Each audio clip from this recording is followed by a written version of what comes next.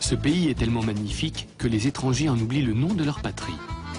C'est ainsi que Sidoine Apollinaire, évêque d'Auvergne, décrivait sa région il y a 15 siècles. Aujourd'hui, les grands axes de circulation contournent toujours cette région difficile d'accès.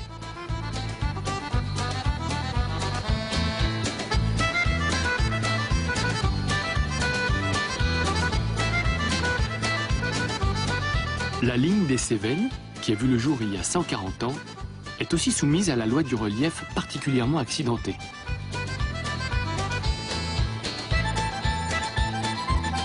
Elle fait partie de la liaison ferroviaire la plus directe entre Paris et la Méditerranée et traverse le Massif central.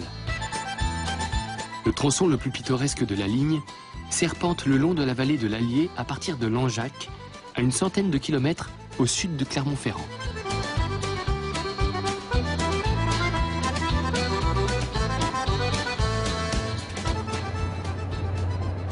Langeac est situé à l'entrée nord de la vallée. La cité est étroitement liée à l'histoire de la voie ferrée.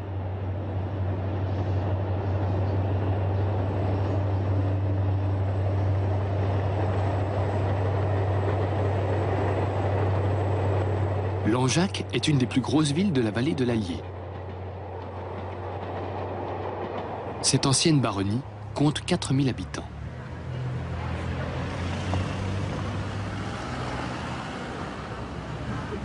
La mairie se dresse fièrement au sommet des escaliers.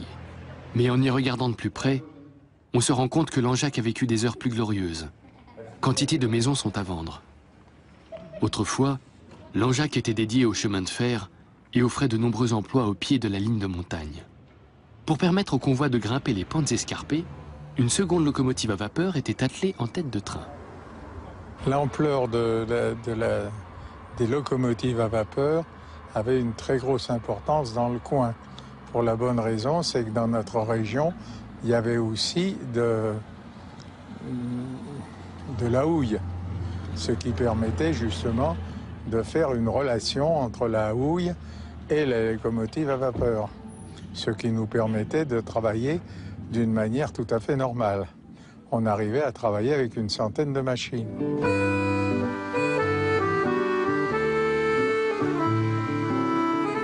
Au début des années 60, les locomotives à vapeur ont été remplacées par des locomotives diesel, moins chères à entretenir.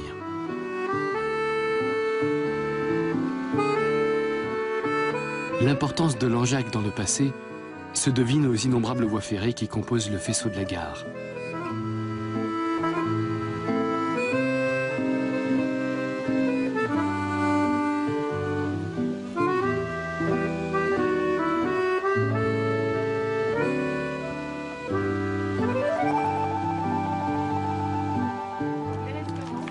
En été, un train touristique insuffle un peu de vie à la gare. Il parcourt le merveilleux tronçon de montagne qui relie Langeac à Langogne. Et même si le TER est moins cher et plus rapide, nombreux sont ceux qui se laissent tenter par le train touristique. Les wagons et la locomotive n'ont rien d'extraordinaire. Ici, on vient surtout pour le paysage. Même le conducteur ne s'en lasse pas. C'est un grand plaisir pour nous de faire cette ligne qui reste une ligne des plus sauvages de France.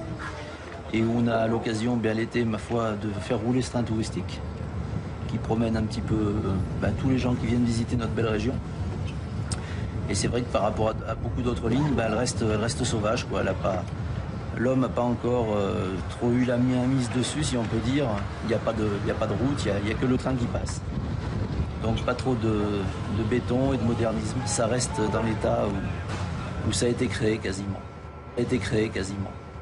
Le train touristique des Gorges de l'Allier va partir. Prenez garde à la fermeture automatique des portes. Attention au départ. Profitons donc 2 heures durant de ce paysage unique au cœur de l'Auvergne. En revanche, et bien surtout durant le voyage, n'hésitez pas à vous déplacer de la droite vers la gauche du train au fur et à mesure. Ce chemin de fer a été construit pour transporter le charbon extrait dans le Massif central. Mais aujourd'hui, le transport de marchandises est très réduit dans la région.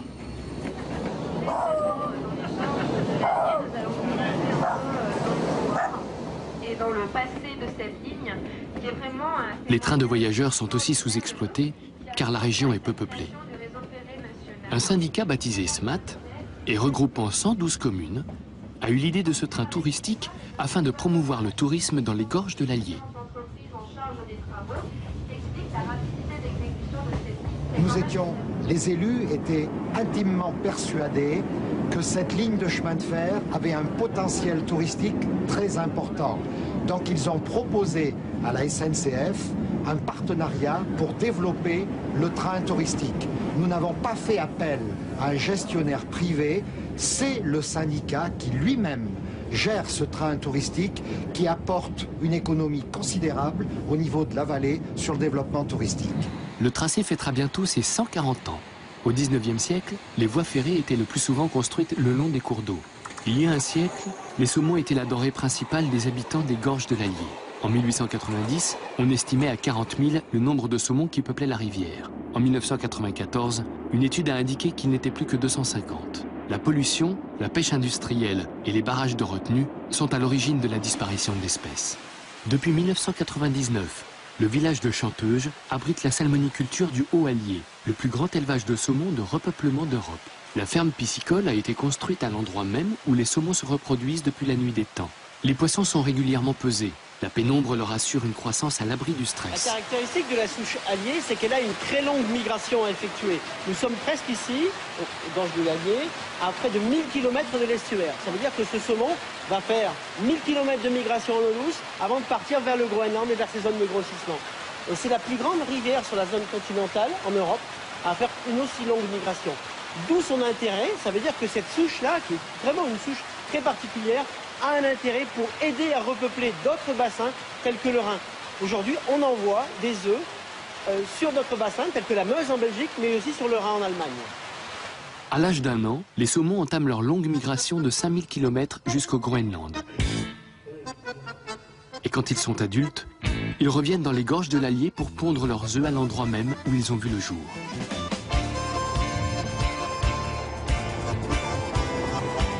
Nous poursuivons notre promenade à travers le cœur verdoyant de la France.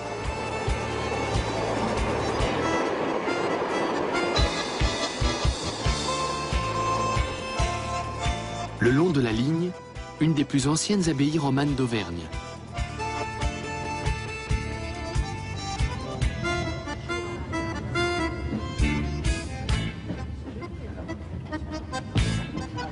La région semble bien déserte.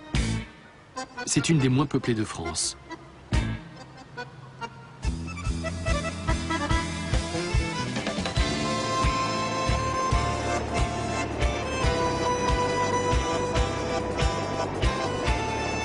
À l'origine, la ligne des Cévennes a été créée pour faciliter les transports dans cette région sous-équipée en réseau de communication. En 1870, année de son inauguration, le train était le seul moyen de relier le massif au reste de la France. Malgré tout, aujourd'hui encore, l'isolement est très palpable.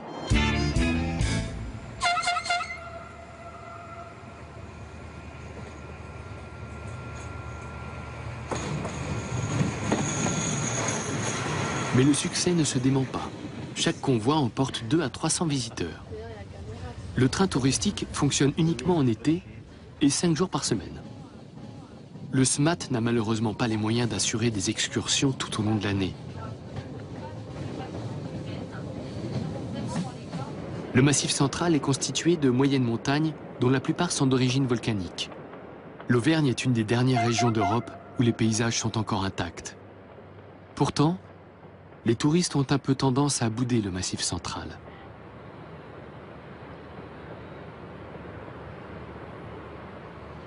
Notre train arrive à Prades.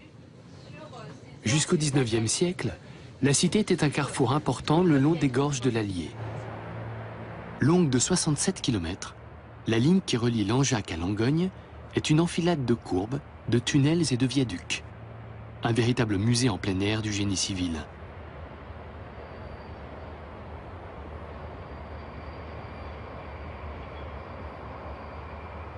L'état de la voie et des infrastructures ferroviaires laisse toutefois à désirer. Il faudrait les restaurer. Mais comme les TGV Paris-Marseille passent par Lyon, la ligne des Cévennes n'est pas vraiment une priorité. Le gros problème qui menace la ligne, c'est l'argent. parce que la ligne est déficitaire, ça il faut être conscient. Il n'y a que 3 trains réguliers par jour.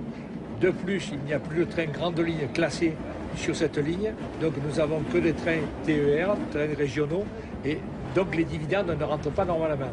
En plus, il faut savoir qu'il y a quand même il y a 50 tunnels sur ce parcours de Langeac à Langogne. Il y a je ne sais combien de viaducs, combien de murs de soutènement, ça coûte énormément d'argent. C'est ce qui est le gros problème, il est là.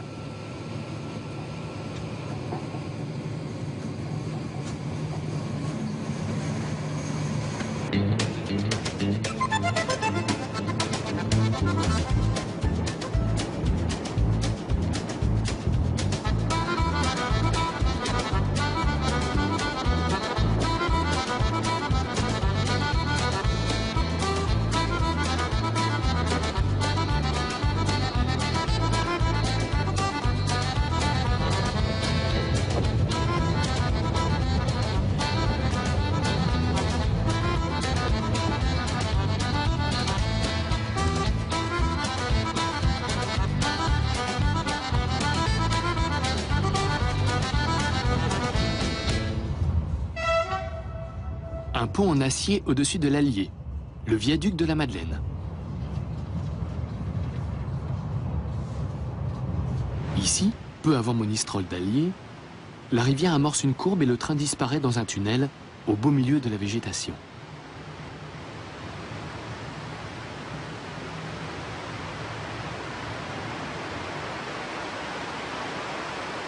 À la hauteur de Monistrol d'Allier, la ligne croise la Via Podiensis, une portion du chemin de Saint-Jacques-de-Compostelle qui commence au Puy-en-Velay à une journée de marche d'ici. Avant de se mettre en route, les pèlerins se réunissent le matin à 7 h dans la cathédrale Notre-Dame du Puy.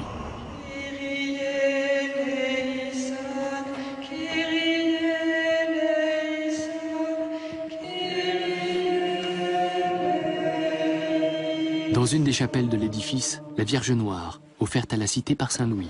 Jésus, sauveur du monde, écoute et prends pitié.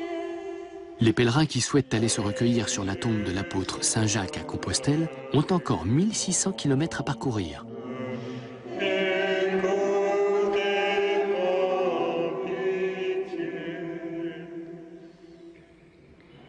Amen. Que Dieu vous aide à effectuer le pèlerinage que vous souhaitez accomplir dans la foi la plus profonde. May the Lord grant that the journey we begin relying on Him will end happily through His protection. Amen. Avant de reprendre la route, les pèlerins font tamponner leur carnet.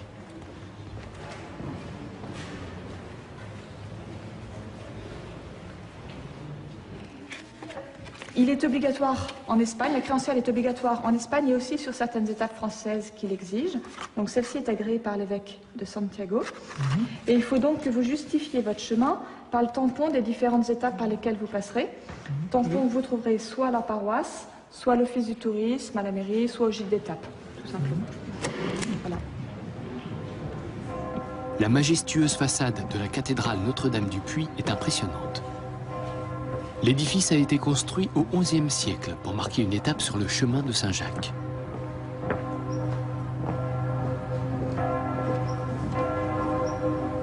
Mais le Puy-en-Velay est un évêché depuis le 7e siècle.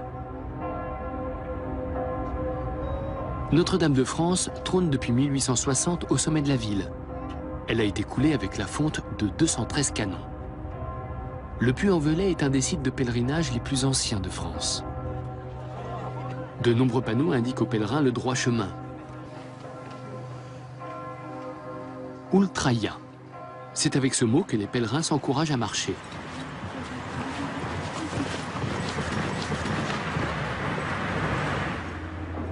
À Monistrol d'Allier, le chemin de Saint-Jacques passe au-dessus de la voie ferrée.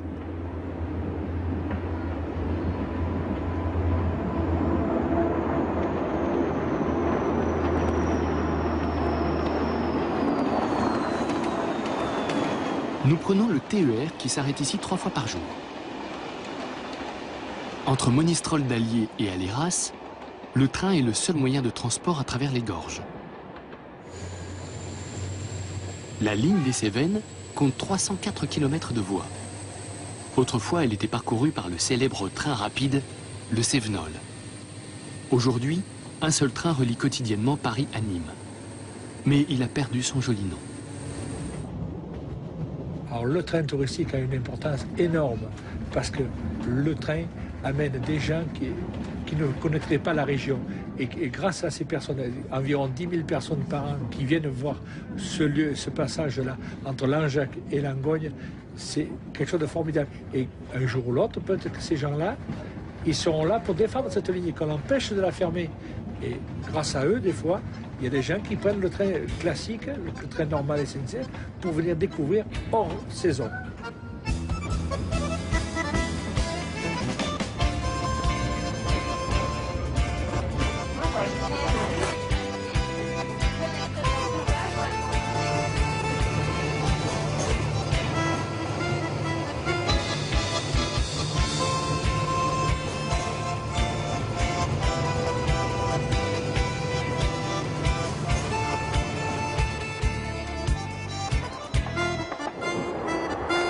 Voici le viaduc de Chapauroux, l'emblème de la ligne, classé monument historique.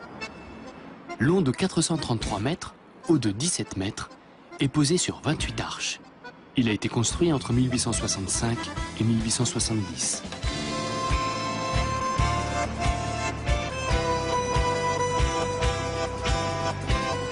Avant la construction de la ligne ferroviaire, la voie romaine et le bac étaient les seuls moyens de franchir l'Allier. Pour construire les voies ferrées, on fit venir des Italiens, les maîtres dans ce domaine à l'époque. Il a d'abord fallu créer un village et des infrastructures. Le cimetière abrite aujourd'hui ses ouvriers. C'est un lieu de repos unique.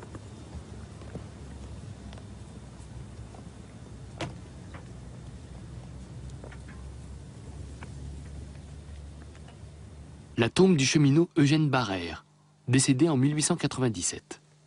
Il était le grand-père du mari de Roland de Menu, âgé de 95 ans. Alors, ils sont arrivés au Nouveau Monde. Junior qui est arrivé le premier, peut-être pas tous ensemble. Enfin, c'est le grand-père avec sa sœur qui ont construit la maison. Et le mari de sa sœur était associé avec eux. Vous voyez? Oui. Et il n'y avait pas de nom, il n'y avait pas de maison. Une toute petite de l'autre côté, dans le département de la Lozère. Vous voyez? Et les ouvriers ont dit, mais c'est le Far West, ici c'est le Nouveau Monde. Vous voyez? Et c'est comme ça que lorsqu'il a fallu donner un nom, surtout pour recevoir le courrier, qu'ils ont dit, ce sera le Nouveau Monde. Le Nouveau Monde se trouve à la frontière entre les départements du Haut-Allier et de la Lozère. Un petit pont le relie à Chapauroux, un hameau constitué de quelques maisons seulement.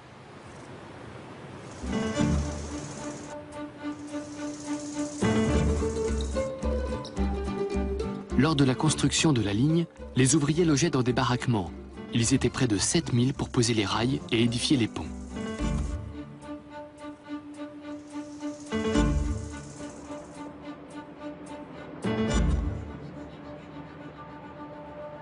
Le train a apporté un formidable essor à la région.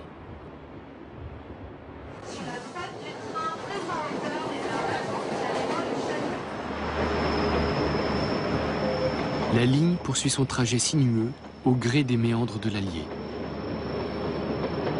La rivière prend sa source dans le Massif central, à 1500 mètres d'altitude.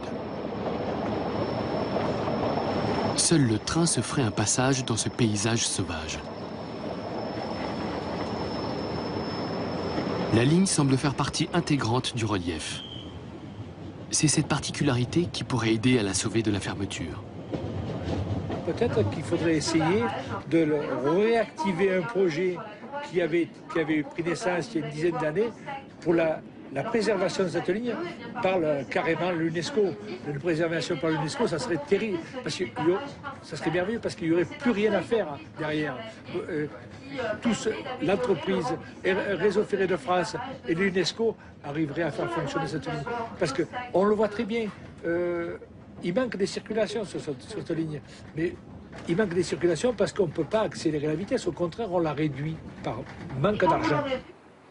Les amoureux des lignes ferroviaires pittoresques caressent toujours l'espoir de les sauver.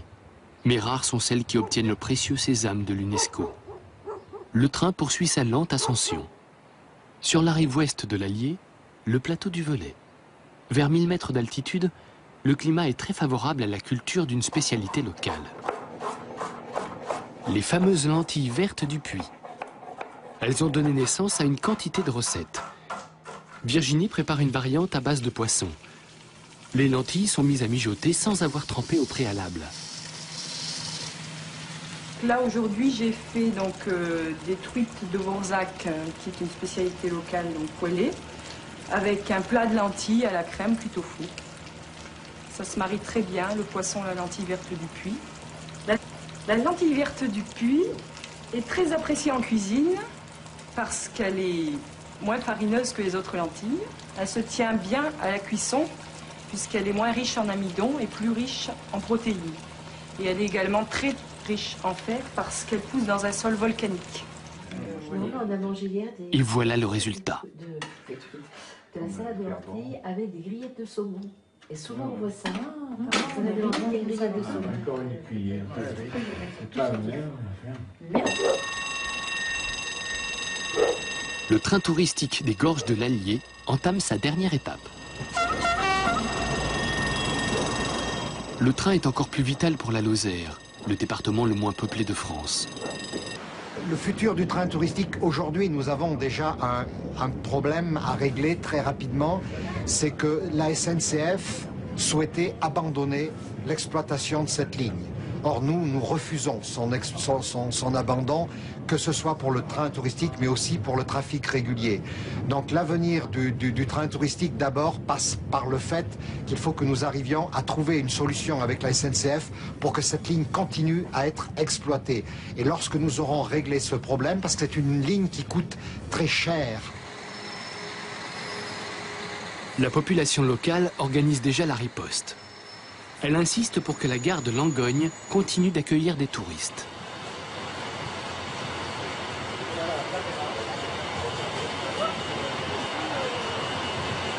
Avant de faire demi-tour, les passagers ont 2 heures de temps libre. L'occasion de visiter la ville. La station climatique de Langogne compte 3600 habitants.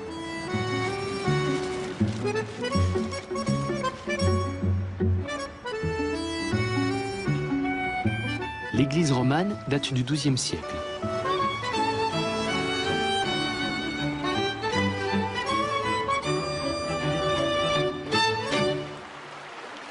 Langogne se trouve au confluent de l'Allier et du Languirou. L'eau ne manque pas. Et à la filature des calcaires, on a travaillé la laine de mouton jusqu'en 1990. Aujourd'hui, la filature est devenue un musée très actif. Des machines datant du milieu du 19e siècle cliquent et claquent à qui mieux mieux, comme il y a 150 ans.